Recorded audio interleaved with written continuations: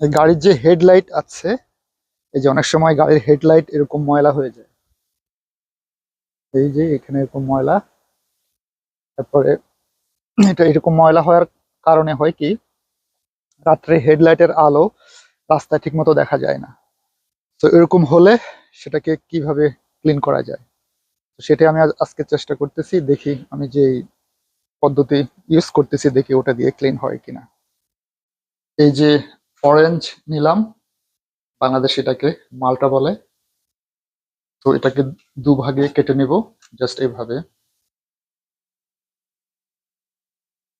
এই যে কেটে নিলাম।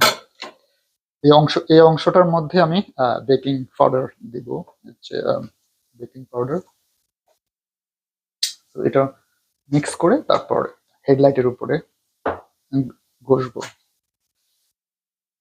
তো আমি বেকিং পাউডার, তো এটা সোডা না, এটা বেকিং, সরি বেকিং পাউডার না, বেকিং সোডা। তো আমি বেকিং সোডা এই যে অরেঞ্জের উপরে মিশিয়ে দিচ্ছি।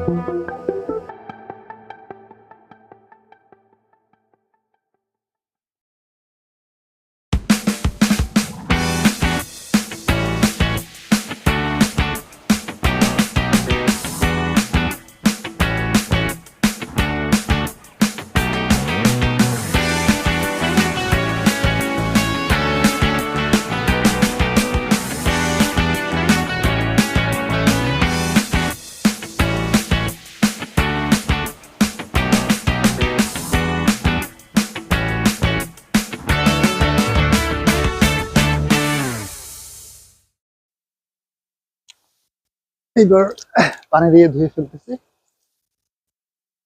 পরিষ্কার তো হয়ে গেল।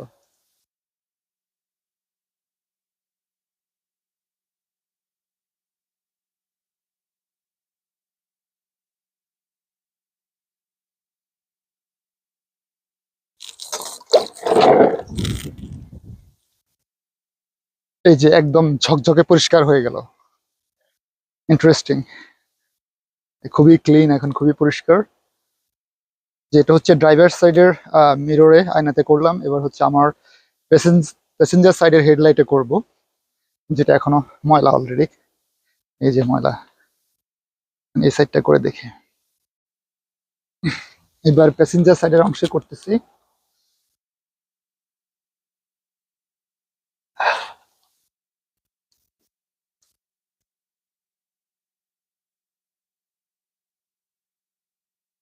হ্যাঁ, পরিষ্কার হয়ে যাচ্ছে, সুন্দর মতো পরিষ্কার হচ্ছে।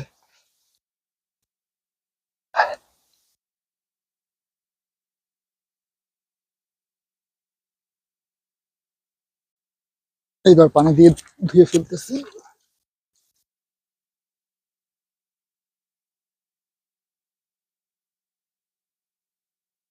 এই যে একদম ঝকঝকে পরিষ্কার হয়ে গেল।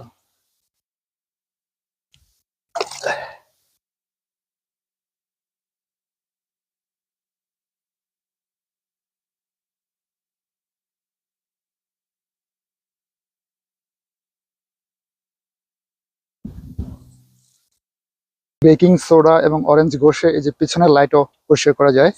আমি পিছনের লাইটও পরিষ্কার করেছি, এই যে দেখেন কি সুন্দর ঝকঝকে এখন।